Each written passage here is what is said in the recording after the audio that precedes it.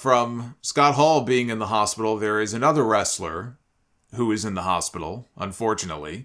Although not quite in as bad a condition as Scott Hall is in right now. And that is the voice that you heard in that clip at the top of the podcast here this week. That being Big E. On the Breakfast Club radio show back in October when he was still WWE champion, eerily talking about trusting your opponent not to dump you on your head and break your neck.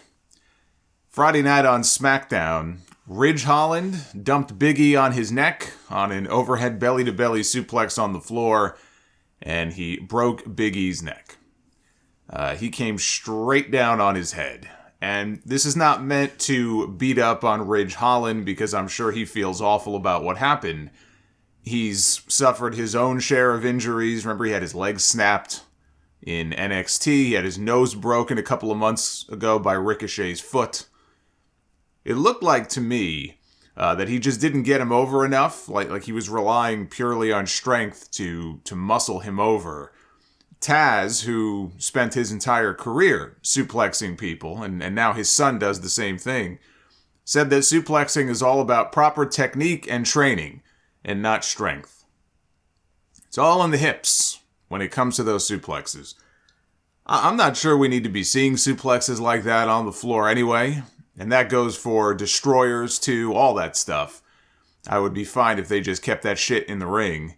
You know, the ring has more give to it, so maybe if this happens in the ring, this doesn't happen. Big E wasn't moving. He was tended to by their medical staff. He was taken out on a stretcher. He gave a thumbs up to the crowd as he was carted out, much the same way Ridge Holland did when he got hurt in NXT. He was transported to the hospital, checked in later on with a video on social media, had his neck mobilized in a brace, and thanked everybody for their concern and their well wishes. He said he could move his fingers and that his strength felt fine. But unfortunately, he was told that he had a broken neck. And he sounded like the most positive person to have ever gotten the news that their neck was broken. The man's positivity is infectious. He was more concerned about other people being concerned for him than he was for himself. Yesterday, he shared even better news that he would not be needing surgery. He did suffer 2 vertebrae fractures, one to his C1 and another to his C6, both non-displaced fractures. He's a very lucky man because from everything that I've read, when you injure your C1 in particular, it can be life-threatening. I have to think that his neck being so strong is what saved him from a much worse outcome. He has no damage to his spinal cord. There's no ligament damage. And as I said, no surgery is needed. I'm sure several months of rehab, though, before we see him back in the ring.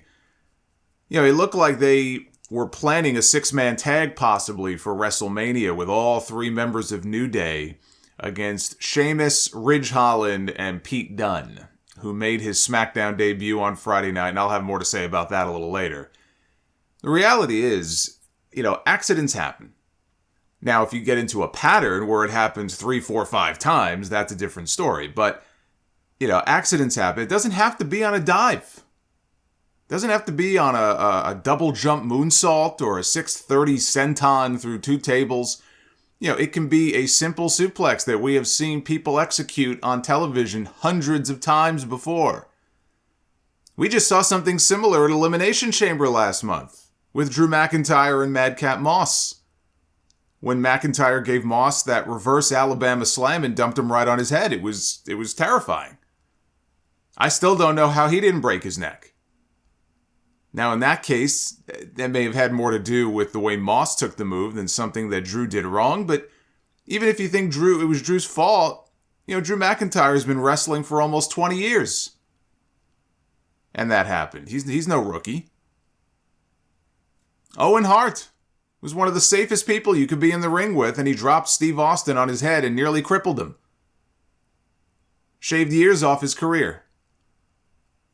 Brutus Creed, just this week, Tuesday night, not even a week ago on NXT, nearly dropped Fabian Eichner on his head on a belly-to-back overhead suplex from the ring apron to the inside of the ring. Thankfully, he got his hands down to, avoid landing straight on his dome. But I think we sometimes take for granted, because we watch this stuff every single week, just how dangerous it really is. You're always just one bad landing away from being paralyzed, and your career being over, or worse. And thank God that wasn't the case with Big E.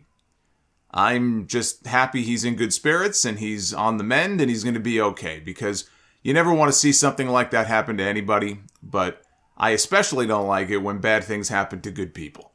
And Big E is definitely good people, so all the best to him for a speedy recovery.